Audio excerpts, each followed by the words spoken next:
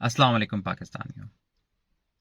इस वक्त रात के 1 बज रहे हैं और किसी भी दूसरे पाकिस्तानी की तरह मैं भी सोने की कोशिश कर रहा था। लेकिन एक ऐसा सवाल है जो कि मुझे पिछले 20 से 25 दिन से बहुत चुभ रहा है। यानी एक ऐसा सवाल जो कि मुझे रोज रात को सोने से रोक देता है और मुझे मजबूर करता है कि मैं उस पर थोड़ा सा सोचूं, उसका जवाब देने की कोशिश करूं, पर अभी तक दे नहीं पाया। तो मैंने कहा क्यों ना आपसे इस सवाल किया जाए और शायद आप इस सवाल का जवाब मुझसे बेहतर दे पाएं।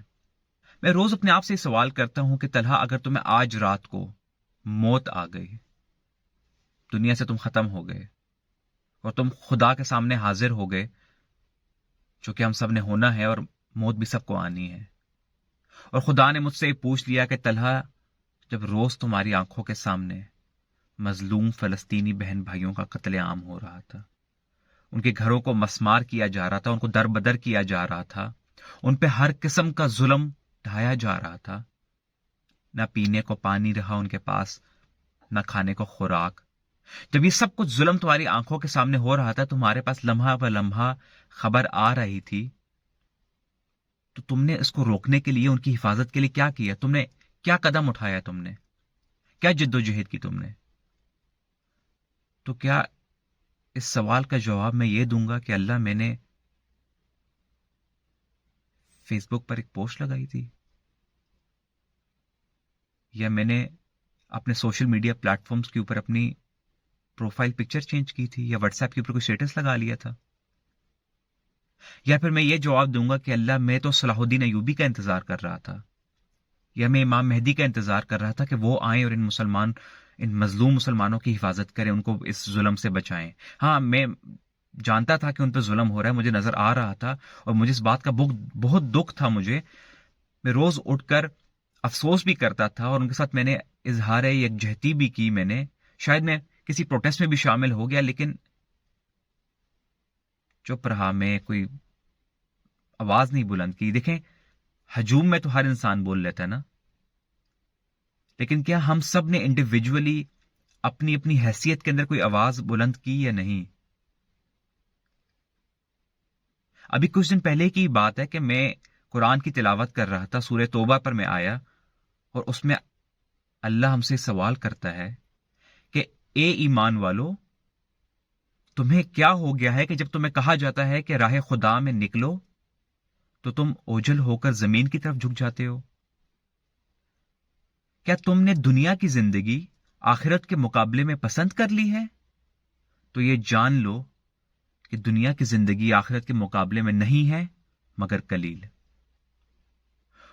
और अगर तुम राह खुदा में नहीं निकलोगे, तो अल्लाह तुम्हें अजाब देगा, दर्दनाक अजाब।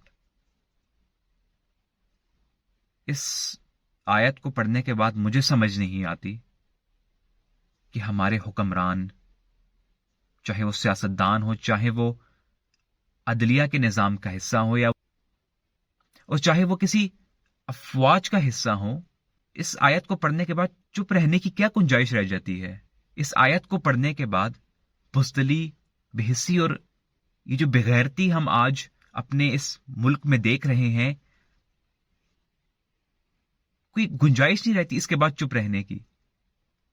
यानी इसके बाद तो हमारे ऊपर फर्ज हो चुका है एक्शन लेना, और वो एक्शन लेना सिर्फ प्रोटेस्ट नहीं है, वो एक्शन लेना सिर्फ फेसबुक पर कोई पोस्ट या इंस्टाग्राम पर पोस्ट लगाना नहीं है। वो एक बहुत सिंपल सी चीज है जिसका नाम जिहाद है। इस मुल्क के उलमा किस चीज का इंतजार कर रहे हैं? मुझे अगर इस बात का कोई जवाब दे पाए। यानी हमारे अपने मजलूम फलस्तीनी बहन भाइयों की लाशें रोज बिछ रही हैं, आंखों के सामने बिछ रही हैं, लम्हा ब लम्हा हमारे सामने खबरें आती हैं, तस्वीर आती हैं, वीडियोस आती हैं। हम जान चुके हैं कि जुल्म हो रहा है, इस बात का इजहार कर चुके हैं, हम सब जानते हैं कि सच है। तो फिर अभी तक कोई फतवा क्यों नहीं आया? यानी और क्या रह गया देखना बाकी?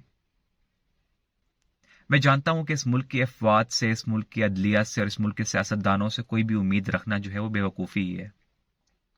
जो लोग अपना ज़मीर बेच चुके हों, जो लोग अपना ईमान बेच चुके हों, जिन लोगों ने वॉलंटरली अपने ही लोगों को पकड़कर اپنے دشمنوں کے حوالے کیا ہو، کچھ پیسوں کے عوض اپنا ایمان بیچا ہو، ان سے کیا امید لگائی جا سکتی ہے؟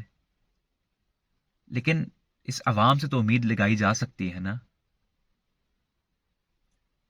یعنی میں جانتا ہوں کہ ہماری عوام کے اندر بھی اب وہ جذبہ جہاد، وہ جذبہ حریت وہ ختم ہو چکی ہے، آلموسٹ ختم ہو چکی ہے. ہم بھی دنیاوی معاملات میں بہت ڈوب چکے ہیں. ہم سب ہی پیسے کی عبادت کرنا شروع ہو گئے ہیں. پیسے کو اپنا خدا مان لیا ہے ہم نے، اور اس کے لیے چاہے ہمیں اپنے مورلز کے اوپر کمپرومائز بھی کرنا پڑے تو ہم کر لیں گے، ہمارے لیے مسئلہ نہیں ہے. یہ دکھ کی بات ہے کہ آج عوام کی پرائیورٹیز بھی چینج ہو چکی ہیں. یعنی ہم میں سے کچھ لوگوں کو صرف خوراک کی پرواہ ہے کہ اگلا کھانا میں نے کہاں سے کھانا ہے، کس ہوٹل سے کھانا ہے، رات کے کھانے میں کیا ہوگا، ناشتے میں کیا ہوگا. کچھ کو اس بات کی ٹینشن ہے کہ اگلے کس رشتے دار کی شادی ہے کہ میں اس کی شادی پر جا کے ناچوں گاؤں، کھانا کھاؤں اور یہی عیاشی ہو میری زندگی کی. مطلب اسی کی ارد گرد ریوالو کری زندگی. اور پھر کچھ جو ہماری یوتھ ہے، خاص طور پر انفارچونیٹلی میری اس عمر کے جو لوگ ہیں، ان کو بس اس بات کی ٹینشن ہے کہ اگلا کرکٹ میچ کب ہے، پاکستان ورلڈ کپ میں کیسے پرفارم کر رہے ہیں، کتنے میچز ہوئے ہیں، کون نکل رہے. All that bullshit. یعنی یہ پرائیورٹیز ہیں ہماری. میں بھی اسی نظام کا حصہ ہوں، آپ بھی اسی نظام کا حصہ ہیں. سب نے مرنا ہے، ہم نے عنقریب. موت سب کو آنی ہے. دو طریقے ہیں آپ کے پاس.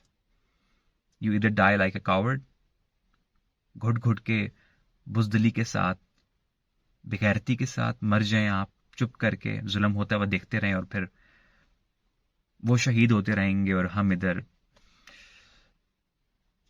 کیا بولے بندہ. مطلب یا پھر دوسرا طریقہ یہی ہے کہ آپ سٹینڈ لیں، مورلز پہ کمپرومائز مت کریں. آپ اگر 50,000 بندے ایک طرف ہوں اور وہ ظلم کا ساتھ دے رہے ہوں تو آپ کو وہ ہونا چاہیے جو کہ ظلم کے خلاف کھڑا ہو، جو اپنی جان قربان کرنے کو تیار ہو، جو اپنا مال قربان کرنے کو تیار ہو. اپنے آپ سے سوال کریں آپ. میں بھی اپنے آپ سے سوال کر رہا ہوں کہ کیا میں اپنی جان قربان کرنے کو تیار ہوں؟ یہ جو لفظ ہے نا جہاد، انکار مت کریں اس سے، ڈرے مت اس سے. یہ جہاد ہی آپ کو بچائے گا، یہ جہاد ہی آپ کو اس قابل بنائے گا کہ آپ کسی اور کی حفاظت کر سکیں. بہت ہو گیا یہ کہنا کہ Islam is a religion of peace. Islam is a religion of peace, but peace right now can only be achieved through jihad. جان قربان کرنی پڑے گی.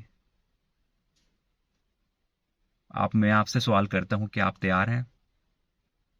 اور آپ مجھ سے بھی سوال کریں کہ کیا میں تیار ہوں کہ نہیں. ملتے ہیں انشاءاللہ.